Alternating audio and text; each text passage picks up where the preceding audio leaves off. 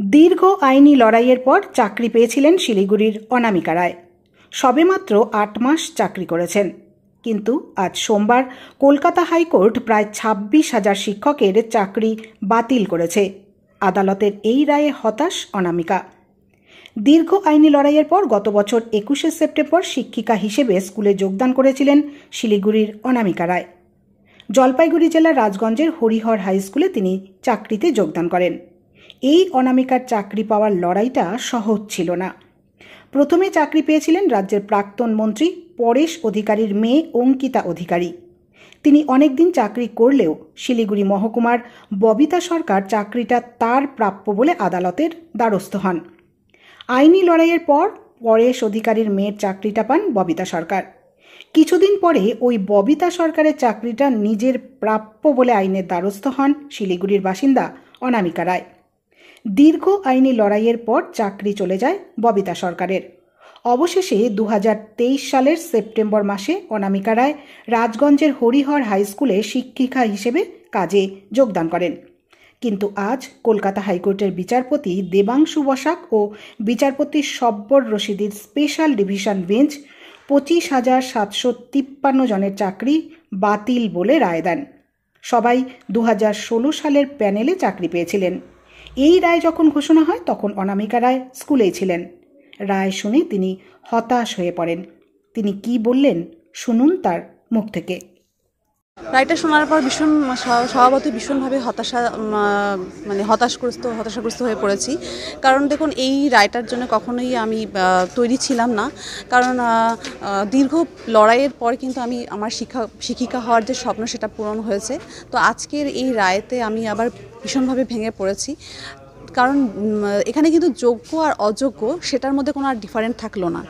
কে যোগ্য আর কে অযোগ্য সেটা কোর্ট প্রমাণ করতে পারলো না। তার জন্যই কিন্তু পুরো প্যানেলটাকে বাতিল করে দিল। তো এই রায়টা কখনোই কাম্য নয়। কারণ অযোগ্যদের জন্য কিন্তু বারবার যোগ্যদের সমস্যায় এর আগেও পড়তে হয়েছে, এবং আজকের যে এই রায় এটা সত্যিই হতাশাজনক। এই রায় কিছুতেই আমি মেনে নিতে পারছি না। একদমই তাই। খুবই ভীষণভাবে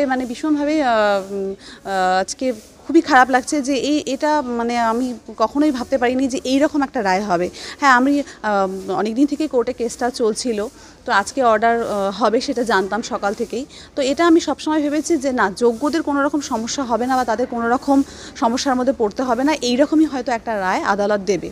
বিচার ব্যবস্থার প্রতি তো আমার অবশ্যই ভরসা আছে, কিন্তু এই রায়টা দেখার পর আমি ভাবছি যে তাহলে কি আমার কোনো জায়গায় কি বিচার ব্যবস্থার প্রতি কি আস্থাটা যে ছিল সেটা কি ভুল? কারণ এইরকম একটা রায় কিন্তু আমি কখনো আশা করিনি যে যোগ্য প্রার্থীদের কথা কোনোভাবেই কিন্তু ভাবা হলো না আর কি। ঠিক আছে, এখানে শুধুমাত্র অযোগ্যদের কথা ভেবেই কিন্তু রায়টা দেওয়া হলো। যোগ্যদের কিন্তু কোনো রকম তাহলে এখানে কোনো ইম্পর্টেন্স থাকলো না। আচ্ছা, একটা কথা বলছি, এখানে মনে করুন যে অনেকে অযোগ্য চাকরি পেয়েছে, সেক্ষেত্রে আপনাকে বক্তব্য হতে হচ্ছে, এটা নিয়ে কি বলবো আর এটা নিয়ে আর বলার কি, এটাই আমার ভীষণই খারাপ লাগছে যে এই অযোগ্যদের জন্য যোগ্যরা কি এইভাবে সাফার করবে, এটা কি কখনো মেনে নেওয়া যায় বলুন? আজকে আমি চাকরি করছি, আমি ২০২৩ সালের সেপ্টেম্বর মাসে আমি জয়েন করেছি। তো আমারই অনেক পরিচিত বন্ধু বান্ধবী আছে যারা ২০১৮-তে জয়েন করেছে। তাদের অনেকটা দিন কিন্তু তাদের হয়ে গিয়েছে চাকরি করছে তারা, এবং তারা সম্পূর্ণ স্বচ্ছভাবেই চাকরি পেয়েছে নিজের যোগ্যতার ভিত্তিতে। তো এই রায়টা কি কখনো মেনে নেওয়া যায়? কখনোই মেনে নেওয়া যায় না এই রায়টা। আইনজীবীর সাথে কথা হয়েছে, দেখা যাক উনি কি বলেন। বেতন ফেরত কথা বলা হয়েছে, সেক্ষেত্রে হয়তো আপনার নামটা ওখানে মেনশন করে দিতে হবে না। না, এখনো পর্যন্ত যে এই কেসটার মধ্যে তো ৩৫০টা কেস ইনক্লুড ছিল। তো এখনো পর্যন্ত ঠিক বোঝা যাচ্ছে না যে সবটা জানতে পারছি না। তো আইনজীবীর সাথে আরেকবার কথা বলবো, দেখা যাক উনি কি বলেন।